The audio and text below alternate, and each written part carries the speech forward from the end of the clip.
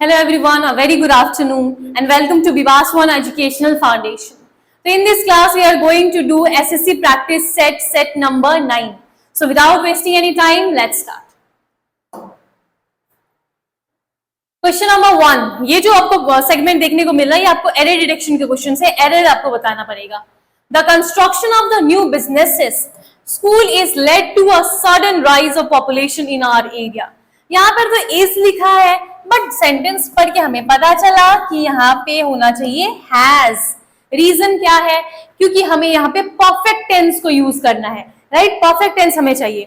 हम कब यूज करते हैं परफेक्ट टेंस? तो हम परफेक्ट टेंस हम तब इस्तेमाल करते हैं जब कोई भी एक्शन आपका या कोई भी चीज काम कर रहे थे तो आपका कंप्लीट हो चुका है, काम कंप्लीट हो गया है, लेकिन उसका जो इम्पैक्ट है वो अभी भी बचा हुआ है. वो अगर प्रेजेंट में होगा तो प्रेजेंट परफेक्ट, वो अगर पास्ट में होगा तो पास्ट परफेक्ट, वो अगर फ्यूचर में होगा तो फ्यूचर परफेक्ट. ठीक है, तो इसी तरह इसका आंसर हो जाएगा हैज और यहाँ पे option number D will be your correct answer. Question number 2, they have lived in this apartment since 10 years. ये लोग ये अपार्टमेंट में 10 साल से रह चुके हैं. 10 साल से रह चुके हैं. यहाँ पे जो वर्ड है सिंस हम तब यूज करते हैं जब हम बताते हैं पॉइंट ऑफ टाइम के बारे में. जब हम पॉइंट ऑफ टाइम के बारे में बताते हैं तब होता है आपका सिंस. लेकिन यहाँ पे पॉइंट ऑफ टाइम नहीं पूछा गया. यहाँ पे क्या है? 10 years.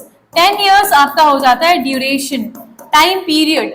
तो टाइम पीरियड के बारे में जब बोलेंगे तो आपका इस्तेमाल यहाँ क्या होना चाहिए? यहाँ पे होना चाहिए फॉर. तो what is difference between for and since? आप फॉर का कब इस्तेमाल करते हो? जब ड्यूरेशन या पीरियड ऑफ टाइम बताते हैं. और जब भी एग्जैक्ट पॉइंट ऑफ टाइम बताएंगे तो आपको जाना पड़ेगा सिंस के लिए. जैसे 2008, जैसे अप्रैल, जैसे मंडे, ट्यूसडे, वेंसडे, एग्जैक्ट जो दिया रहेगा. जैसे 4 PM, तो जो एग्जैक्ट दिया रहता है तो एग्जैक्ट के लिए हमेशा क्या चीज के लिए जाना है? सिंस के लिए जाना है. ठीक है, तो चलिए आगे बढ़ते हैं नेक्स्ट क्वेश्चन की तरफ. Question number 3, he wins several accolades for his music compositions. he win नहीं, वो जीत चुका है, तो यहाँ पे he won several accolades for his music composition. ठीक है, सिंपल सा आंसर था. Question number 4, when she went for a walk, Maya couldn't take off her scarf because it was too much windy. अब यहाँ देखिए, हम too much का इस्तेमाल कब करते हैं? अब too much का इस्तेमाल करते हैं जब यहाँ पे जैसे too much rain हम बोलते हैं तो सही लगता, क्योंकि जब नाउन होता है ना तब आपका यूज करते हैं हम लोग. नाउन को बताने के लिए टर्म यूज किया जाता है too much. It is too much rain, it's too much raining. तो ये आप ऐसे करके टर्म्स को यूज कर सकते हो. बट यहाँ पे विंडी जो है, ये जो विंडी है वो एज एन एडजेक्टिव काम कर रहा है. तो विंडी तो एडजेक्टिव है, इसलिए हमें टू मच नहीं बोलना, too windy. It is too windy बोलेंगे हम लोग. ठीक है, टू मच जब भी होगा उसके बाद आपका जो पार्ट्स ऑफ स्पीच आना चाहिए वो आपका हमेशा नाउन आना चाहिए. ठीक है, तो इसी तरह यहाँ पे ऑप्शन नंबर ए आपका हो जाएगा सही answer. Question number 5, we don't really want a large house. We are looking for some comfort and some convenience and a moderate price. On a moderate price, कोई प्राइस के ऊपर doesn't make any sense. तो यहाँ पे क्या होना चाहिए? in होना चाहिए, in a moderate price. Right, तो यहाँ पे क्या हो जाएगा? moderate. Option number A will be correct. Question number 6, find the correct spelling. इसमें से कौन सा करेक्ट स्पेलिंग है वो आपको बताना है. यहाँ देखिए neither, nibble, night angle, 19th. अब 19th के स्पेलिंग में तो ई भी आना चाहिए बीच में, तो ये आपका सही हो जाएगा 19th. This will be correct, that one will be incorrect. ठीक है, नेक्स्ट देखिए 7, सीनरी, स्कार्स, स्कीम, स्कैंटी. यहाँ पे सीनरी में ए नहीं होगा, यहाँ पे ई होना चाहिए, scenery. Question number 8, attendance, affluence, alliance, affiliate. Affluence में ई आता है आपका, ए नहीं आएगा. Then question number 9, general, guilty. Guilty में ओके, गिल्टी. ओके, यहाँ पे थोड़ा सा अलग क्वेश्चन देखने को मिल रहा है. Select the correctly spelled word. क्योंकि मैंने जब यहाँ देखा ये रॉन्ग दिखा, मुझे ये भी रॉन्ग दिखा, ये दोनों रॉन्ग है, ये भी रॉन्ग है, ये सही है। Genuine will be correct. General का स्पेलिंग क्या होगा? गिल्टी का स्पेलिंग क्या हो जाएगा? जनरस का स्पेलिंग क्या होगा? राइट, तो ये आपके सही स्पेलिंग्स होंगे। चले आते हैं 10 पे। Select the wrongly spelled word missionary, jewellery, elementary, hereditary. यहाँ पे रॉन्गली, रॉन्ग वाला ढूंढना है आपका। तो रॉन्ग किसमें, इसमें से रॉन्ग वाला कौन सा है? Which one will be incorrect? यहाँ पे देखिए, एलिमेंट्री का स्पेलिंग में ई नहीं होता, आपका ए यूज करना होता है, एलिमेंट्री। ठीक है, अब आते हैं पैराजंबल के क्वेश्चन में। पैराजंबल का क्वेश्चन देखते हैं थोड़ा। Finally C takes, finally cannot start, C pronoun है, नहीं स्टार्ट करेंगे, इसका नाउन ढूंढना पड़ेगा। They are this Lakwa and his wife Nathuni, तो यहाँ पर तो नहीं होगा, ये भी starting statement. The later burden, ये भी नहीं होगा। The film wayfarers narrates the journey of a poor couple in Jharkhand, this will be your starting point. एक फिल्म के बारे में बोला जा रहा है, फिल्म का नेम है वेफेयर्स, जो नरेट करता है एक छोटी सी फैमिली है, पुअर फैमिली, पुअर कपल है झारखंड में, इनके बारे में बोला जा रहा है। डी आपका स्टार्टिंग स्टेटमेंट होगा। डी बी, डी के बाद दोनों में बी है, तो बी के लिए जाओ। They are Lakwa and his wife, उनको मेंशन किया गया है, Lakwa and his wife Nathuni, तो D B, D B. The later burdened with a paralytic husband and 2 children battles to survive.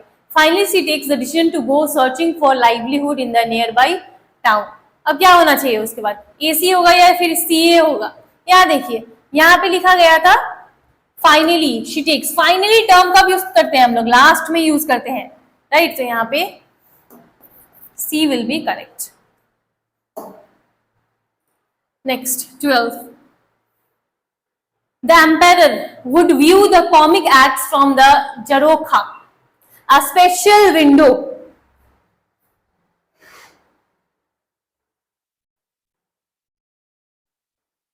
of his palace. On the festival of Holi, the emperor was entertained with mimicry, impersonation and play acting. Bahadur Shah Jafar's life.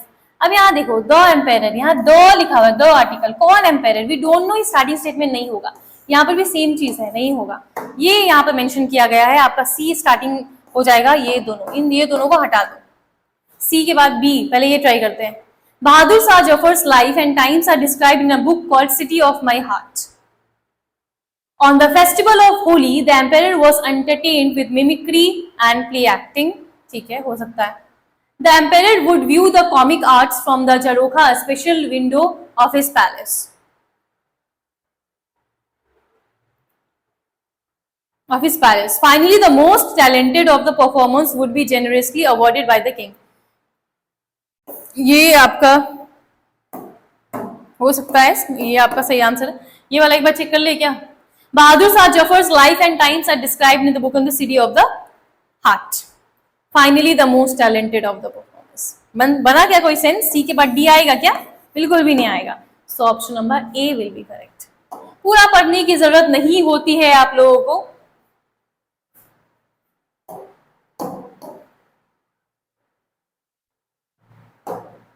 पूरा पढ़ने का जरूरत नहीं पड़ता। ठीक है, देखते हैं यहाँ पे। At the onset of his journey his mother guides him how to survive and navigate the world. His mother, किसकी mummy?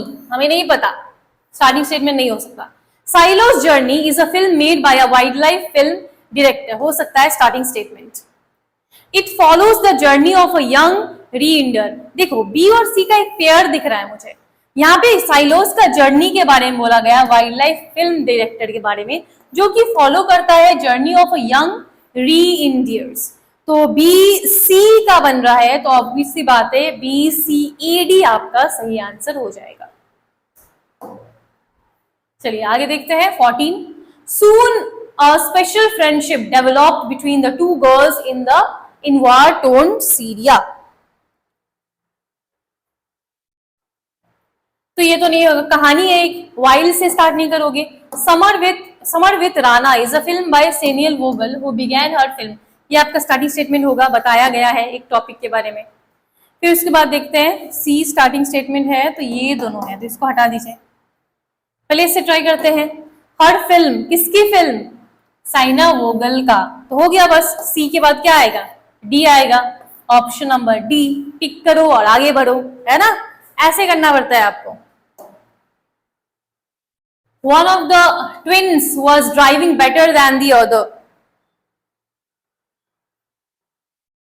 One of the twins, twins है, नहीं पता हमें। Mahesh kept comparing them every day. After, ये भी नहीं होगा। After 2 months of driving daily, finally both, ये भी स्टार्टिंग स्टेटमेंट नहीं है। Mahesh was teaching the twins how to drive. This will be a starting statement. Mahesh पढ़ा रहा था ट्विन्स को कि उन्हें ड्राइव कैसे किया जाएगा। डी के बाद सी देखते हैं। After 2 months of driving daily, 2 महीनों बाद, finally both the twins were at part, सीख लिया था उन्होंने। D C. Mahesh kept comparing them every day, फिर भी वो कंपेयर करता था दोनों को हर time. One of the twins was driving better than the other. बस हो गया, ऑप्शन नंबर ए। पहले एग्जाम्पल में जो आपको क्वेश्चंस ऐसे दिखते हैं ना, जो ऐसे क्वेश्चंस होते हैं जो कहानी बेस्ड होता है, वो बहुत ज्यादा आसान होता है। तो आपको उसमें तो और टाइम वेस्ट नहीं करना चाहिए, तुरंत पढ़ना चाहिए और आगे चलना चाहिए। जो कॉम्प्लिकेटेड होते हैं, जो जैसे एडिटोरियल के हिसाब से उन्होंने अगर कोई दिया है कि अभी दुनिया में चल क्या रहा है, उसके हिसाब से वो थोड़ा सा मॉडरेट लेवल का देखने को मिलता है। उसमें थोड़ा सा आप टाइम बिताओगे तो समझ में आता है। चलिए अब यहाँ देखते हैं आपको करना क्या है। यहाँ क्या बताना है कि इसका सिनोनिम्स है ये, ठीक है? इसका एग्जैक्ट मीनिंग बताना है आपको। एग्जैक्ट मीनिंग नहीं, सिमिलर मीनिंग। सिमिलर मीनिंग बताना है आपको। सिमिलर मीनिंग कौन सा होगा?